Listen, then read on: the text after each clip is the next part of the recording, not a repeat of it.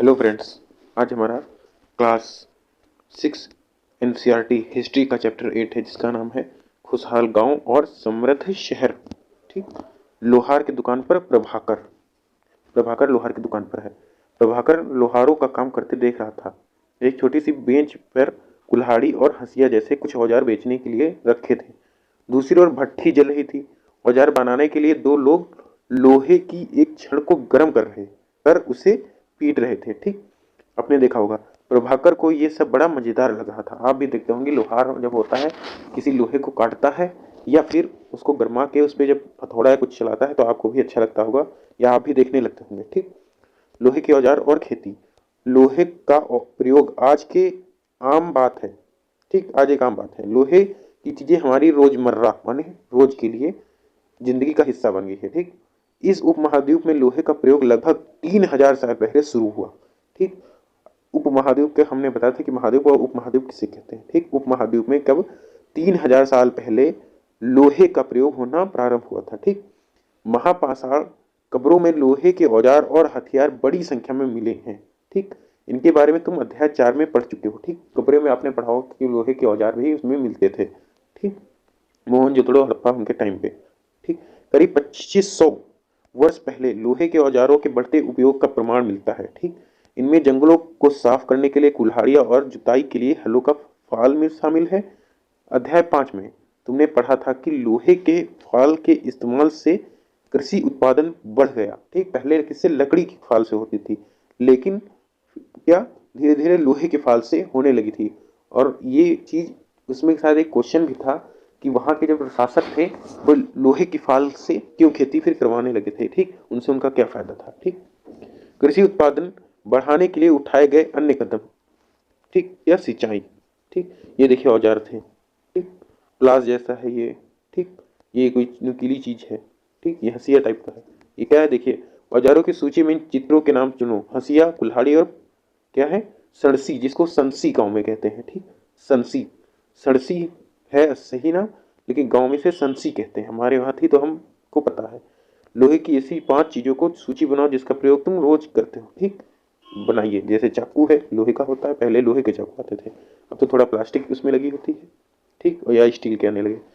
कृषि उत्पादन बढ़ाने के लिए उठाए गए नए कदम, अन्य कदम। ठीक। या सिंचाई।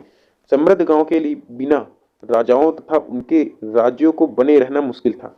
जिस तरह कृषि के विकास में नए औजार तथा रोपाई, हमने क्या अध्याय 5 में पढ़ा था, महत्वपूर्ण कदम थे, उसी तरह सिंचाई भी काफी उपयोगी साबित हुई। इस समय सिंचाई के लिए नहरें, कुएं, तालाब तथा कृत्रिम जलाशय बनाए गए। ठीक। इस चार्ट में तुम्हें सिंचाई से आए परिवर्तन दिखाए गए हैं। ठीक। खाली स्थानों में सही वाक्य भरिएगा। ठीक। लोगों द्वारा पश्चिम परिश्रम किया गया। ठीक। अब ये थोड़ा इधर पढ़िए। किसानों को लाभ मिला क्योंकि अब उत्पादन की अनिश्चितता घटी। ठीक। कर अदा करने के लिए किसानों का उत्पादन बढ़ाना था। ठीक। अब किसानों को अपना कर उतारना था तो उत्पादन तो बढ़ाना ही होगा, तो वो लोग अच्छे टाइम पे सही टाइम पे सिंचाई भी करने लगे थे। ठीक। राजाओं ने सिंचाई की योजना बनाई और धन खर्च किया। ठीक। अब ये क्या है, राजा को सेना, महल और किले बनवाने के लिए धन चाहिए। ठीक। भाई सिंचाई वो कोई करवाएंगे, वे किसानों से कर लेते थे। यह सिंचाई से संभव था। यहाँ पर आप भरिए कुछ सोच के। ठीक। 5 6 इसमें आप कुछ भरिएगा। या कृषि उत्पादन बढ़ा, राजस्व भी बढ़ा। ठीक। जब ऐसा राजस्व बढ़ेगा तो पैसे आमदनी होगी। ठीक। गरीबी हटेगी। ठीक। लोग भूखों नहीं मरेंगे। यही सब भर दीजिए आप कि भाई सिंचाई के क्या क्या फायदे थे, क्यों किसाई सिंचाई होती थी। ठीक। तो क्यों होती थी, राजा को सेना, महल और किले बनवाने के लिए धन चाहिए था। ठीक। वे किसानों से कर लेते थे। ठीक। अगर खेती होगी और अच्छे टाइम पे सही टाइम पे सिंचाई होगी तो उनको कर भी मिल जाता था। ठीक। और गरीबी भी दूर होगी। ठीक है, ये भी लिख सकते हैं, यह सिंचाई से ही संभव था। ठीक। और गरीब दूर होगी तो भूख से नहीं मरेंगे, भूखे नहीं मरेंगे। ठीक। और कृषि उत्पादन बढ़ेगा। ठीक। राजस्व भी बड़ा, पैसा आमदनी सब कुछ होगी। ठीक। आप इसमें भर सकते हैं अपने हिसाब से, मैंने तो बता दिया, अब अपने हिसाब से बढ़िएगा। ठीक। गांव में कौन रहते थे, गांव में कौन रहते थे, गांव वाले। अब देखिए, इस उपमहाद्वीप के दक्षिणी तथा उत्तरी हिस्सों के अधिकांश गांव में कम से कम 3 तरह के लोग रहते थे। ठीक। 3 तरह के लोग कौन, तमिल क्षेत्र में बड़े भूस्वाम्य को विल्लला। ठीक है, विल्लला। साधारण हल वाहकों को उड़वार और भूमिहीन मजदूर दास या कैडिसिया और अधिमई। कहलाते थे। फिर से एक बार मैं कह रहा हूँ कि 3 तरह के लोग रहते थे। तमिल क्षेत्र में जो रहते थे बड़े भूस्वामियों को क्या कहते थे? तमिल क्षेत्र में बड़े भूस्वामियों को, जो तमिल क्षेत्र में रहते थे, उनको वेल्लल्ला कहते थे। और साधारण हल वाहकों को क्या? उड़वार और भूमिहीन मजदूरों को क्या कहते थे? दास या कैडिसियार और अदमई कहलाते थे। ठीक, समझ गए? फिर से एक बार बता रहे हैं तीसरी बार। तमिल क्षेत्र में जो बड़ी भूस्वामी थे उन्हें कहते थे वेल्लल्ला। ठीक, और जो हलवाहो थे, साधारण हलवाहो को क्या कहते थे? उड़वार। ठीक, और भूमिहीन जो मजदूर थे उन्हें क्या कहते थे? दास। ठीक, दास और कैडिसियार और अदमई कहलाते थे। ठीक, देश के उत्तरी हिस्सों में गांव का प्रधान व्यक्ति ग्राम भोजक कहलाता था। ठीक, उत्तरी हिस्से में गांव का प्रधान व्यक्ति क्या कहलाता था? ग्राम भोजक कहलाता था। ठीक, अक्सर एक ही परिवार के लोग इस पद पर कई पीढ़ियों तक बने रहे। ठीक, कई पीढ़ियों तक बने रहते थे। ठीक, यानी कि यह पद अनुवांशिक था। ठीक, अनुवांशिक मतलब वंशानुगत था। ग्राम भोजक के पद पर आमतौर पर गांव का सबसे बड़ा भूस्वामी होता था। साधारणतः इनकी जमीन पर इनके दास और मजदूर काम करते थे। इसके अतिरिक्त प्रभावशाली होने के कारण प्रायः राजा भी कर वसूलने का काम इन्हें ही सौंप देते थे। ये न्यायाधीश का और कभी कभी पुलिस का काम भी करते थे। सोचिए, ठीक, मजदूर तो थे, काम भी करते थे। इसके अतिरिक्त कौन? प्रभावशाली होने के कारण प्रायः राजा क्या करते थे? ने कर वसूलने का काम इन्हें ही सौंप देते थे, या फिर कभी ये न्यायाधीश का काम करते थे, या कभी कभी पुलिस का काम भी करते थे।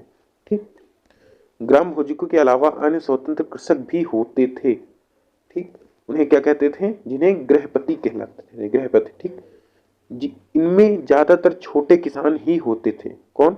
छोटे किसान ही होते थे, गृहपति। इसके अतिरिक्त कुछ ऐसे स्त्री पुरुष थे जिनके पास अपनी जमीन नहीं होती थी। इनमें दास कर्मकार आते हैं। ठीक, जिनके पास जमीन नहीं होती वो दास होते हैं, वही दूसरों की खेती से अपना गुजारा किया करते थे। जिनके पास अपनी जमीन नहीं होती थी, इनमें दास कर्मकार आते हैं जिन्हें दूसरों की जमीन पर काम करके अपनी जीविका चलानी पड़ती। देखिए, ये वही वही चीज लिखी है जो मैंने अभी बताया। अधिकांश गांव में लोहार, कुम्हार, बढ़ई तथा बुनकर जैसे कुछ शिल्पकार भी होते थे।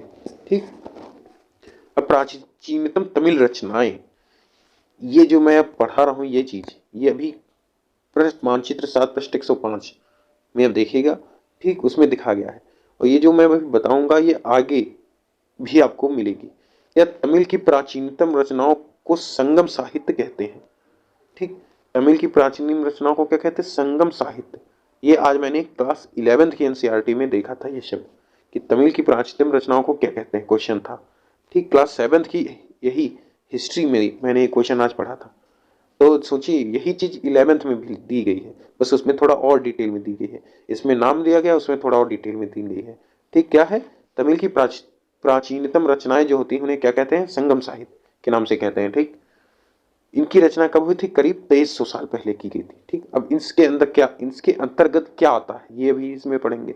इन्हें, ठीक, इन्हें संगम इसलिए कहा जाता था क्योंकि मदुरै, ठीक, मदुरै के बारे में आप जानते थे। ठीक, देखिए मानचित्र 7 पृष्ठ नंबर 105। ये देखिए पृष्ठ नंबर 105, ये चैप्टर 10 का दिखाया गया है। ठीक, इसमें आपको पाटलिपुत्र, नालंदा, प्रयाग, अमरावती, अजंता, पल्लव, कांचीपुरम, महाबलीपुरम, चोल, अरिकामेडू और पुहार। ठीक, ये देखिए पृष्ठ 5 इसमें दिया गया है, ये मानचित्र 7 में। ठीक, ये चैप्टर नंबर 10 में के अंतर्गत आता है।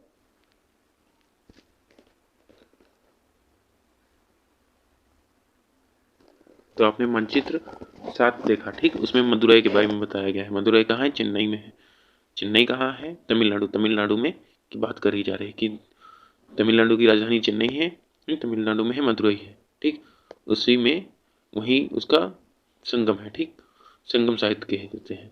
ठीक, तो कवियों ने सम्मेलन में इनका संकलन किया जाता है। ठीक, गांव में रहने वालों के जिन तमिल नामों का उल्लेख यहाँ किया गया है वे संगम साहित्य में पाए जाते हैं। ठीक, मैंने कहा था कि जो जिन तमिलों नामों का उल्लेख इनमें मिलता है, ठीक, तमिल नामों का उल्लेख मिलता है। गांव में रहने वाले जिन तमिल नामों का उल्लेख यहाँ मिलता है वे संगम साहित्य में पाए जाते हैं। ठीक, नगर क्या कहती हैं? कहानियां, यात्रा विवरण, मूर्ति कलाएं और पुरातत्व।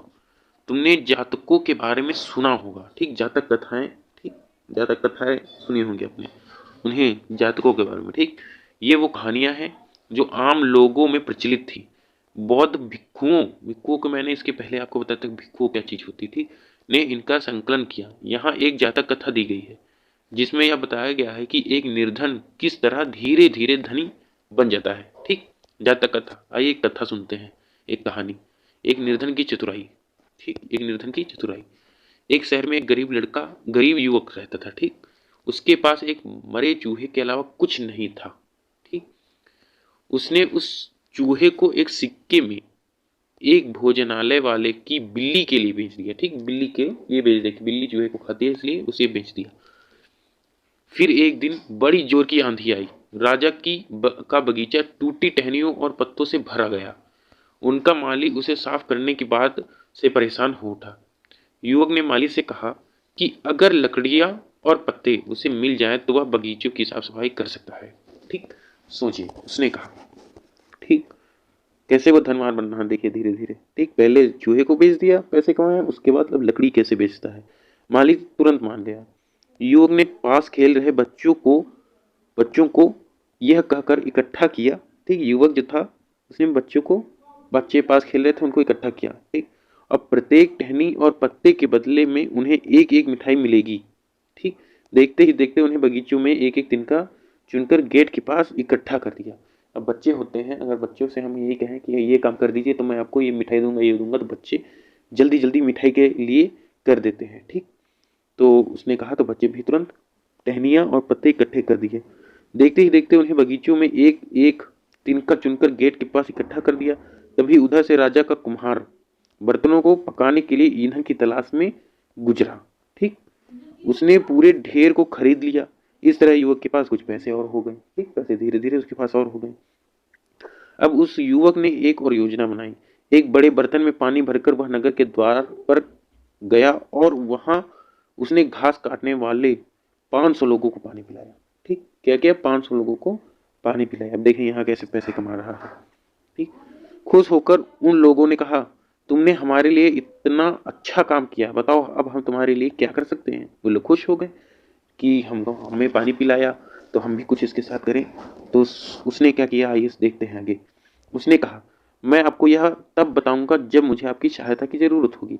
उसके बाद उसने एक व्यापारी से दोस्ती की। एक दिन उस व्यापारी ने बताया कि कल एक घोड़े का व्यापारी 500 घोड़ों के साथ शहर में आ रहा है।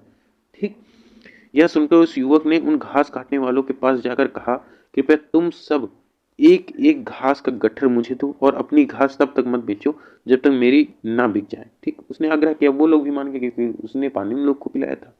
ठीक, उन्होंने उसे घास के 500 गट्ठर दे दिए। भाई 500 लोग थे, 500 गट्ठर उसे मिल गए। जब घोड़े के व्यापारी को कहीं भी घास ना मिली तो उसने इस युवक की घास 1000 सिक्के में खरीद ली। ठीक, धीरे धीरे वो मालामाल होता हो गया। इस कहानी में आए व्यक्ति के व्यवसायों की सूची बनाओ। ठीक, आपको इस कहानी से क्या मतलब, क्या पता चला। प्रत्येक के लिए यह तय करो कि वे शहर में, गांव में या फिर शहर तथा गांव दोनों में रहते थे। ठीक, घोड़े का व्यापारी शहर में क्यों आया होगा। ठीक, घोड़े का व्यापारी जो था वो शहर में क्यों आया होगा। भाई व्यापारी है तो घोड़े बेचने आया होगा। क्या महिलाएं कहानी में बताए व्यवसायों को अपना सकती हैं, क्यों नहीं अपना सकती हैं।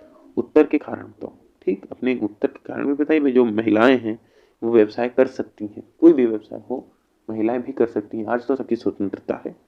ठीक, उस बार भी होती होगी लेकिन उस समय इतनी स्वतंत्रता महिलाओं को बिल्कुल ही नहीं थी कि वे कोई व्यवसाय कर सके, सिर्फ इंसानों को, आदमियों को थी। ठीक, आज के देखा जाए तो आज तो है महिलाओं की स्वतंत्रता। चलिए आगे बढ़ते हैं। प्राचीन नगरों के जीवन के बारे में हमें कुछ अन्य स्रोतों से भी पता चल सकता है।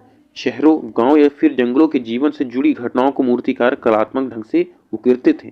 इन मूर्तियों को ऐसी इमारतों की रेलिंग, खंभों या प्रवेश द्वारों पर सजाया जाता था जहां लोग आते थे। ठीक, ऐसी जगह सजाया जाता था जहां लोग आते थे। मूर्ति होगी, कोई अच्छी चीज होगी, आप वहीं सजाएंगे जहां कोई लोग आए तो देखे, पहले उसकी नजर पड़ी। तो ये लोग भी यहीं करते थे, सजाते थे।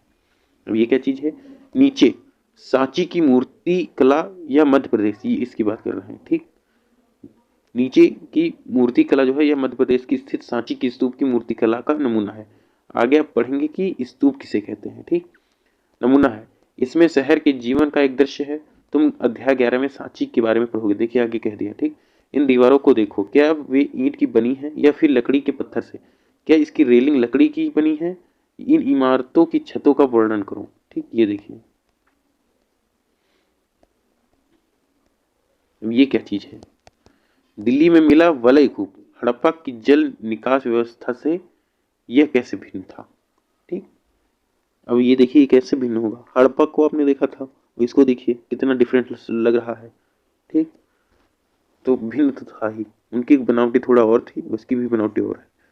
ठीक, ये क्या है? अब अध्याय 5 में वर्णित अनेक शहर महाजनपदों की राजधानी थे, जैसे कि तुमने पढ़ा, इनमें से कुछ शहर परकोटों से घिरे होते थे। ठीक, परकोटों से घिरे होते थे। परकोटों एक बाउंड्री जैसे होते थे। ठीक, जैसे कि तुम ऊपर के चित्रों में देख रहे हो। ठीक, ये ऊपर के चित्रों में अनेक शहरों में वलय कूप मिले हैं। ठीक, ये वलय कूप किसे कहते हैं? जहाँ गुसल खाना, ठीक, शौच के लिए, गुसल खाने के लिए जाया करते थे। ठीक, नाली या कूड़ेदान के लिए प्रयुक्त होते थे। प्राय ये वलय कूप लोगों के घरों में होते थे। भाई जैसे आपके घर में किचन होते हैं, बाथरूम, लेटरिन होती है, वैसे ही लोग वलय कूप भी सबके घर में ज्यादातर होते थे। ठीक, महलों, बाजारों या आम घरों के अवशेष बहुत कम मिले हैं। संभवतः लकड़ी, मिट्टी व कच्ची ईंटों या छप्पर से बने होने के कारण ये ज्यादा समय तक टिक ना पाए। ठीक, भविष्य में पुरातत्वविद इनकी खोज कर सकते हैं। ठीक, इनकी खोज कर सकते हैं। ये देखिए कैसे नक्काशी की कैसे खुदरा खोदा गया है इसमें। ठीक,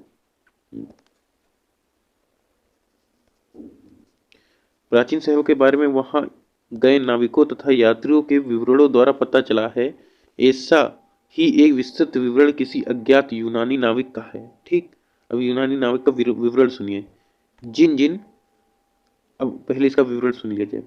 बेरी गजा गाजा, ठीक, भरूच का यूनानी नाम है। ठीक, की कहानी, बेरी गाजा की कहानी। ठीक, ये क्या है? भरूच का यूनानी नाम है। ठीक, बेरी गाजा की सकरी खाड़ी में समुद्र से आने वालों के लिए नाव चला पाना बहुत मुश्किल होता था। ठीक, समुद्र की सकरी खाड़ी थी, वहां नाव बहुत मुश्किल से चलती थी। राजा के द्वारा नियुक्त कुशल और अनुभवी स्थानीय मछुआरे ही यहाँ जहाज ला जा सकते थे। ठीक, ला सकते थे। ठीक, जो ट्रेंड हो। बेरी गाजा में शराब, तांबा, टिन, सीसा, मूंगा, पुखराज, कपड़े, सोने और चांदी के सिक्कों का आयात होता था। ठीक, हिमालय की जड़ी बूटियां, हाथीदांत, गोमेद, कार्निलियन, सूती कपड़ा, रेशम तथा इत्र यहाँ से निर्यात किए जाते थे। ठीक, क्या करते थे? जड़ी बूटियां, हाथीदांत, गोमेद और कार्निलियन, सूती कपड़ा, रेशम और इत्र भी निर्यात करते थे ये लोग। ठीक, राजा के व्यापारी विशेष उपहार लाते थे। ठीक, इसमें चांदी के बर्तन, गायक किशोर, सुंदर औरतें, अच्छी शराब तथा उत्कृष्ट महान कपड़े, ठीक, शामिल थे।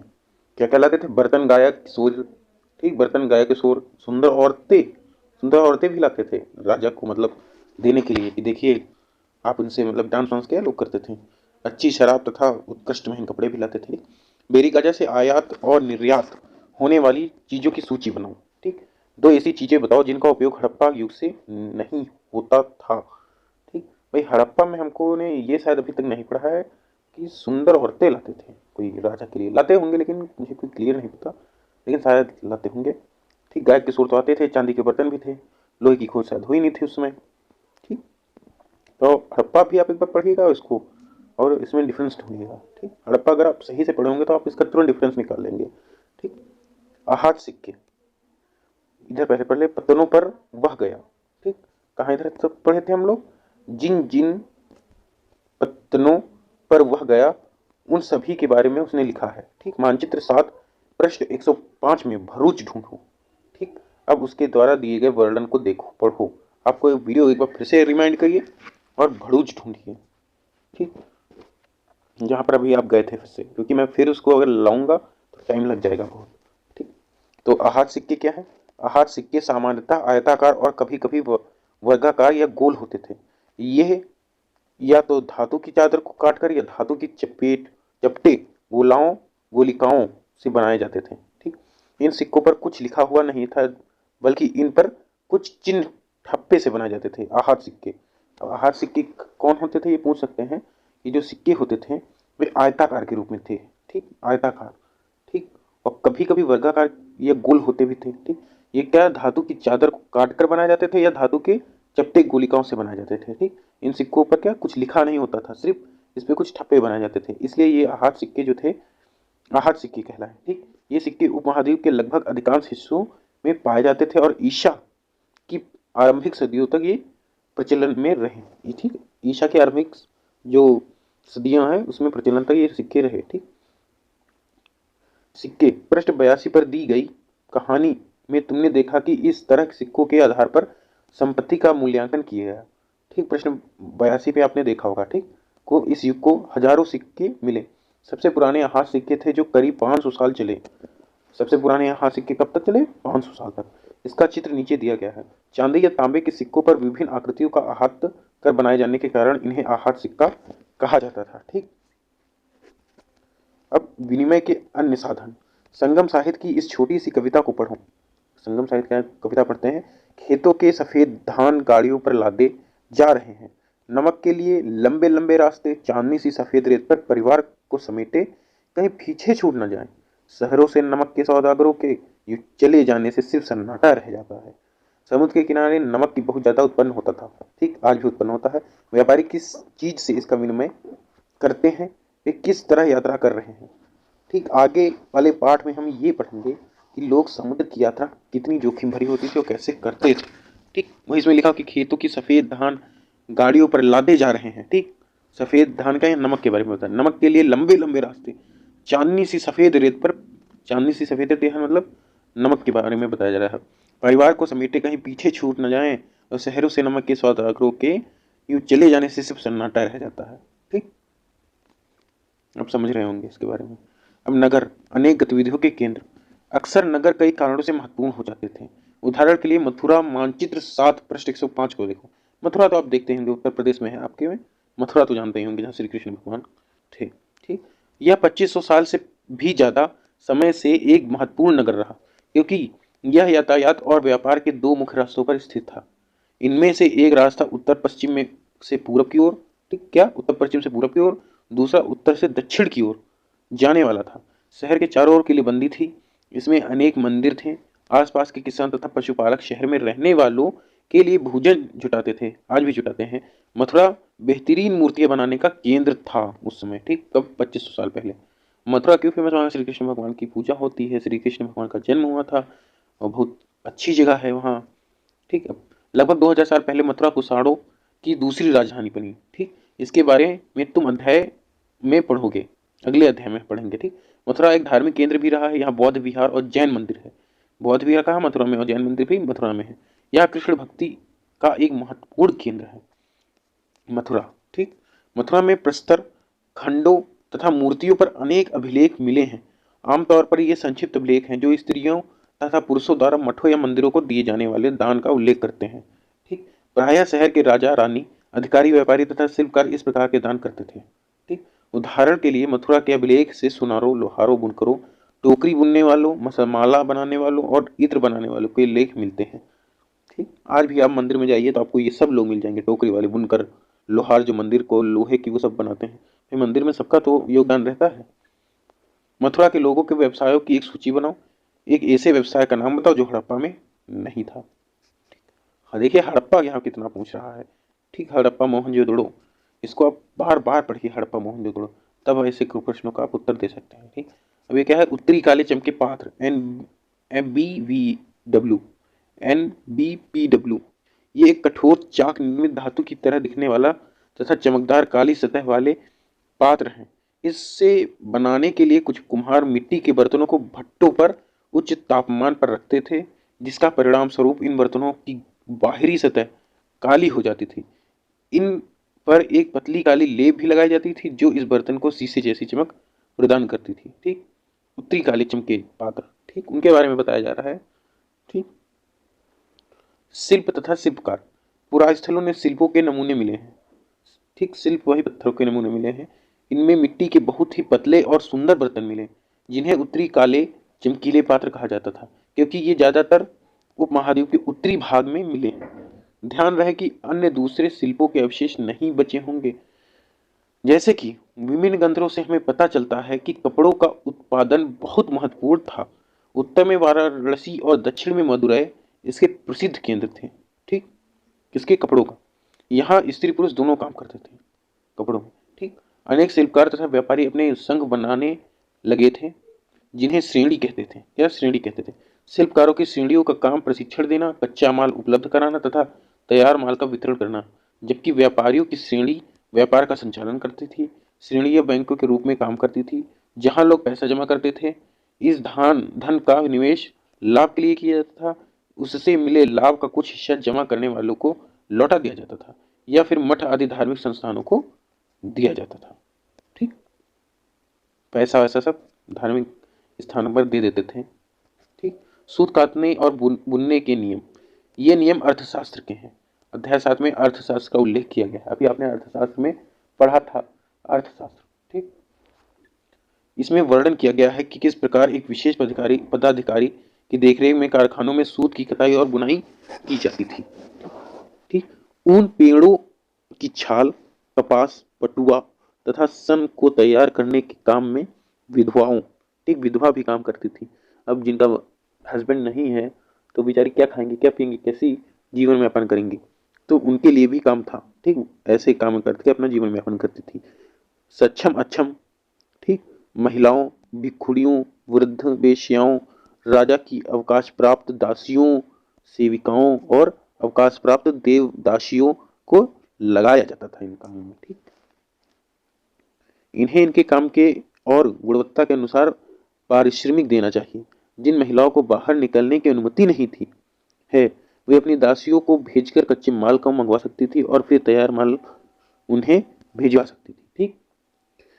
वे औरतें जो कारखाने तक जा सकती थी, उन्हें अपना माल कारखाने तक तड़के ले जाना पड़ता था। अब यहाँ पे देखिए इंपॉर्टेंट चीज आपको मिलेगी भी, इंपॉर्टेंट नहीं है लेकिन अच्छी, आप पढ़ेंगे तो बड़ा आश्चर्य होगा कि तड़के ले जाना पड़ता था। सुबह तड़के माने सुबह उठ के तुरंत ले जाना पड़ता था, जहां उन्हें पारिश्रमिक मिलता था। इस समय माल को अच्छी तरह जांचने के लिए रोशनी रहती थी, ठीक। अगर निरीक्षक उस औरत की तरफ देखता, ये देखिए लाइन, अगर जो निरीक्षक होता था उस औरत की तरफ देखता है या इधर उधर की बातें करता है तो उसे सजा मिलनी चाहिए, ठीक। अगर औरत से बहसबाजी करता था या उसको ताकता रहता था तो उसको सजा मिलती थी कि औरत को आप ताक नहीं सकते। और अगर औरत ने अपना काम पूरा नहीं किया तो उसे जुर्माना देना होगा। इसके लिए उसका अंगूठा भी काटा जा सकता था।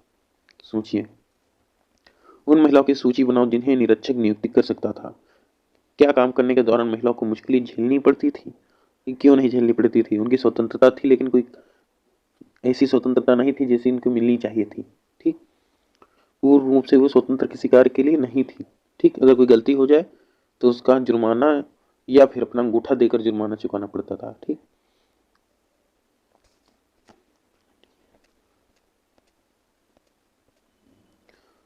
सूक्ष्म निरीक्षण अरिकामेडू, मानचित्र 7 पृष्ठ 105 में अरिकामेडू पंदुचेरी में है, ढूंढो, ठीक। फिर से आप थोड़ा वीडियो रिमाइंड करिए, आप वहीं जाइए जहां वो अभी मैंने एक वो दिखाया था मैप, उसमें आप पांडुचेरी को ढूंढिए, ठीक। पांडुचेरी में अरिकामेडू है, ठीक। मैं रोम के बारे में दी जानकारी पढ़ूं। लगभग 2200 से 1900 साल पहले अरिकामेडू एक पतन था, ठीक। यहाँ दूर दूर से आए जहाजों से सामान उतारे जाते थे। यहाँ ईंटों से बना एक ढांचा मिला है जो संभवतः गोदाम रहा हो। यहाँ भूमध्य सागरीय क्षेत्र के एम्फोरा जैसी पात्र मिले हैं। इसमें शराब या तेल जैसे तरल पदार्थ रखे जा सकते थे। इनमें दोनों तरफ के पकड़ने के लिए हत्थे लगे थे। साथ ही यहाँ एरेटेनाइट जैसे मुहर लगे लाल चमकदार बर्तन भी मिले हैं। इन्हें इटली के एक शहर के नाम पर क्या एरेटाइन पात्र के नाम से जाना जाता था। इसे मुहर लगे सांचे पर गीली चिकनी मिट्टी को दबाकर बनाया जाता था, ठीक। कुछ ये देखिए अभिलेख मिट्टी के बर्तन, ऐसे बर्तन भी मिले हैं जिनका डिजाइन तो रोम का था किंतु वे यही बनाए जाते थे। यहाँ रोमन लैंप शीशे की एक बर्तन तथा रत्न भी मिले हैं, ठीक। ये देखिए अभिलेख मिट्टी के बर्तन, कई बर्तनों पर ब्राह्मी लिपि में अभिलेख मिले हैं, ठीक। प्रारंभ में तमिल भाषा के लिए इसी लिपि का प्रयोग किया जाता था, इसलिए इन्हें तमिल ब्राह्मी अभिलेख भी कहा जाता है, ठीक। तमिल ब्राह्मी लिपि। साथ ही छोटे छोटे कुंड मिले हैं जो संभवतः कपड़े की रंगाई के पात्र रहे होंगे। यहाँ पर शीशे और अर्धभूमध्य बहुमूल्य पत्थरों से मणके बनाने के पर्याप्त साक्ष्य मिले हैं। ठीक, सब कुछ साक्ष्य मिले थे। शीशे और अर्धमामूल पत्थरों से मनके बनाने और उनके सबके पात्र मिले थे। रोम के साथ संबंध दर्शाने वाले साक्ष्य की सूची बनाओ। ठीक, बनाइए। रोम। अब अन्यत्र ये देखिए, ये है एक वाइडक्ट वाडक्ट। ठीक, मानचित्र 6 पृष्ठ 76। ठीक, मैं रोम को ढूंढूं। रोम देश आप जानते हैं कहाँ है, ना जानते हो तो एक अपने पास एटलस रखा करें। जब आप ये वीडियो पढ़ें तो इसमें आपको एक से एक मैप देखने को ये कहेगा। ठीक, तो आप रोम को देखिए। ठीक, यह यूरोप के सबसे पुराने शहरों में से एक है। कौन? रोम। इसका विकास लगभग तभी हुआ जब गंगा के मैदान के शहर बस रहे थे। ठीक, रोम एक बहुत बड़े साम्राज्य की राजधानी था। यह यूरोप, उत्तरी अफ्रीका तथा पश्चिमी एशिया तक फैला साम्राज्य था। इसके सबसे महत्वपूर्ण शासकों में एक से एक ऑगस्टस ने करीब 2000 साल पहले शासन किया। उसने कहा था कि रोम ईंटों का शहर था जिससे मैंने संगमरमर का बनवाया। ठीक, ऑगस्टस और उसके बाद के शासकों ने कई मंदिर तथा महल भी बनवाए। ऑगस्टस ने बड़े बड़े रंगमंडल, एम्फीथिएटर बनवाए। इसमें चारों तरफ दर्शकों के बैठे ठीक दर्शकों के बैठे ने की सीढ़ीनुमा जगह होती थी। सीढ़ीनुमा जगह आप जानते हैं, सीढ़ी जैसी जगह बनती थी जिसपे आदमी बैठता था। जगह होती थी जहाँ लोग विभिन्न प्रकार के कार्यक्रम देख सकते थे। उन्होंने स्नानागार भी बनवाए जहाँ स्त्रियां तथा पुरुषों के लिए अलग अलग समय निर्धारित थे। एक समय नहीं नहा सकते थे। यहाँ लोग एक दूसरे से मिलते थे और आराम करते थे। बड़े बड़े जलवाही सेतु, ठीक, एक एक वाइडक्ट लिखा है, ठीक, के जरिए शहरों में स्नानागारों, फव्वारों तथा गुसल खानों के लिए पानी लाया जाता था। ठीक, गुसल खाना लैट्रिन। ये बड़े खुले रंगमंडल, ठीक, एम्फी थिएटर और जलवाही सेतु इन दिनों तक कैसे बचे रहे? ठीक, बचे कैसे रहे भाई? एक तो अच्छे खासे बने गए थे और इनकी सुरक्षा भी अब कर रहे थे सरकार। धीरे धीरे कुछ चीज़ें तो हमेशा बची रहेंगी, बची रह जाती हैं। ठीक, तुम मेरी गाजा में रहते हो और पत्तन देखने निकले हो। तुमको क्या क्या देखने को मिला? अब आपकी बात कर रहा है, आपको जो जो देखने को मिला बताइए। ठीक, अब उपयोगी शब्द क्या है? लोहा, गांव, सिंचाई, सिंगम, नगर, वलयकूप, पत्तन, श्रेणी, ये सब तो आप जानते होंगे। लोहा, आयरन, गांव, विलेज, सिंचाई, इरिगेशन, वही संगम, किसी चीज का मिलना, जैसे गंगा यमुना का संगम। नगर जानते ही हैं, वलयकूप कुआं वही होता था। ठीक, आपने पढ़ा था। पत्तन भी पढ़ा था। श्रेणी, ठीक, पत्तन जगह का नाम है। ठीक, महत्वपूर्ण तिथियां। उपमहाद्वीप में लोहे के प्रयोग की शुरुआत कब हुई थी? करीब 3000 साल पहले। और लोहे के प्रयोग में बढ़ोतरी नगर आहात सिक्के का करीब 2500 साल पहले। और संगम साहित्य की रचना की शुरुआत कब हुई थी? करीब 2300 साल पहले। और अरिकामेडु का पतन कब हुआ था? करीब 2200 से 1900 साल पहले। ठीक,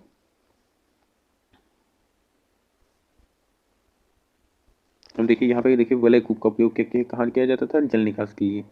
आहत सिक्के चांदी, सोना, टीन, हाथी दांत के बने होते थे। ठीक, इन्हीं सबसे बने होते थे। ठीक, आहत सिक्के।